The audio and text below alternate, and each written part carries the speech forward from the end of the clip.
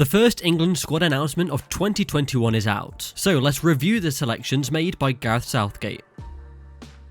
So let's not waste any time, let's get straight into the goalkeepers, where we've got Dean Henderson and Nick Pope, which are clearly in the squad. And with Jordan Pickford out of the squad with an injury, it means that Sam Johnstone comes in. And he is definitely a deserved replacement. He's done a lot for the West Brom team. Of course, very happy for him, as it is his first call-up to the squad. This season in the Premier League, Sam Johnstone has made the most saves, and well, that is kind of due to how many shots that West Brom have against them, but it's still an impressive stat which gets him into the England squad. Into defence, the centre-backs, we've got Cody, Maguire, Mings, Stones and Dyer, who usually plays there for England. Now I think that Maguire, Mings and Stones are the right picks, but for me there is better options than Cody and Dyer. I think when England squads come out there can be a bit of an overreaction because Gareth is clearly just experimenting. But there is one centre-back that a lot of people are talking about they wanted to see in this England squad, and that is Aston Villa centre-back Ezri Konsa. In the Premier League this season he has been really good and his form probably does deserve a call-up to the England squad. If Konsa came into this squad, I think Dyer would be the one going out. I really don't know how he's still getting in. I'll be uploading my England Euro squad video soon, and I can tell you now that Eric Dyer doesn't get into it. To see my squad video coming out soon, get subscribed to the channel. We're trying to push the subscriber count up, so please, if you could help me out with that, it would be much appreciated. I know Eric Dyer gives you flexibility with positioning, playing in defence or in the midfield too, but Declan Rice also gives you that. There is much better picks than Eric Dyer, and surely he doesn't make it into the final 23-man Euro squad. Then you've got the fullbacks, who are Ben Chilwell, Reece James, Luke Shaw, Kieran Trippier and Kyle Walker. Now there is an obvious player missing here with Trent Alexander-Arnold. He hasn't made it into this squad, which I think is fully understandable. He hasn't been up to scratch this season, and overall I never really think he's been that defensively strong. With Reece James, who's in the squad now, I think he's got a bit of everything and he's more well-rounded. Southgate once again picks his favourites of Trippier and Walker. They're always in the squad. He really likes them as players. And then on the left we have Ben Chilwell, who keeps his place in the England squad, but we also have the return of Luke Shaw. Now this one is fully deserved. After his form in the Manchester United team, he definitely deserves to come back into the England squad, and not only just back into the squad, but I think you can say he's probably a starter in the team. The argument of Chilwell or Shaw is quite a difficult one, but Luke Shaw's playing game in game out, whereas Ben Chilwell under Tuchel has been playing